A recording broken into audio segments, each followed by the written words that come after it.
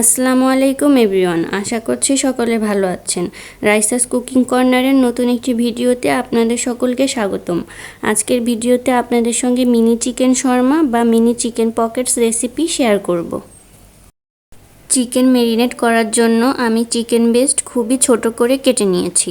এখানে দিয়ে দিচ্ছি 1/4 টিস্পুন মরিচের গুঁড়া, দিচ্ছি 1 চিমটি পরিমাণে গোলমরিচের গুঁড়া, দিয়ে দিচ্ছি 1/2 টিস্পুন লবণ, অ্যাড করছি 1/4 টিস্পুন আদার পেস্ট, দিচ্ছি 1/4 টিস্পুন রসুনের পেস্ট, অ্যাড করছি 1 টিস্পুন সয়া সস। এখন চিকেন ম্যারিনেট করে নিচ্ছি। চিকেন ম্যারিনেট করা হয়ে গিয়েছে, এখন এটাকে 10 থেকে 15 মিনিটের জন্য রেস্টে রেখে দিব। মিনি চিকেন পকেটসের জন্য রুটি লাগবে, এজন্য আমি একটি বাটিতে 1 কাপ পরিমাণে ময়দা নিয়ে নিচ্ছি।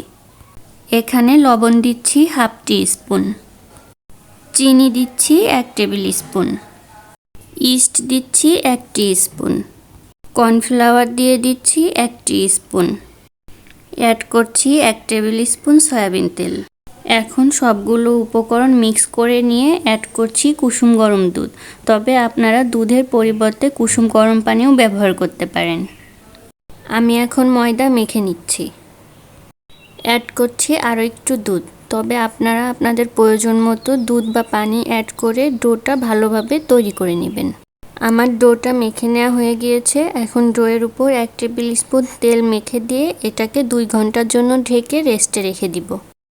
আমি চুলায় প্যান বসিয়ে 2 টেবিল স্পুন সয়াবিন তেল দিয়ে দিচ্ছি। অ্যাড করছি ম্যারিনেট করা চিকেন। এখানে কোনো পানি অ্যাড না করে আমি চিকেন 7 থেকে 8 মিনিট কুক করে নিব।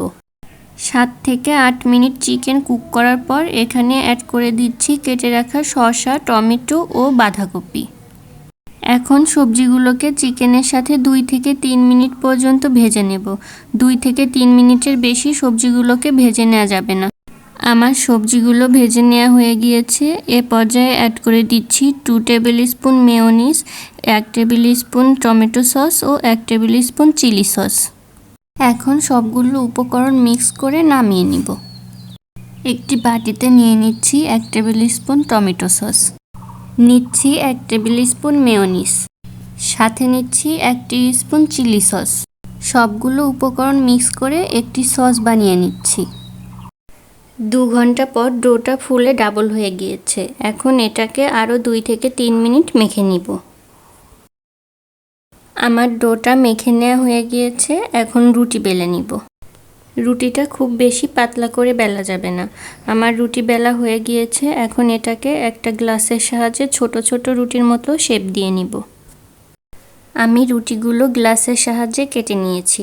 এখন চুলায় একটি প্যান বসিয়ে রুটিগুলো সেঁকে নিব।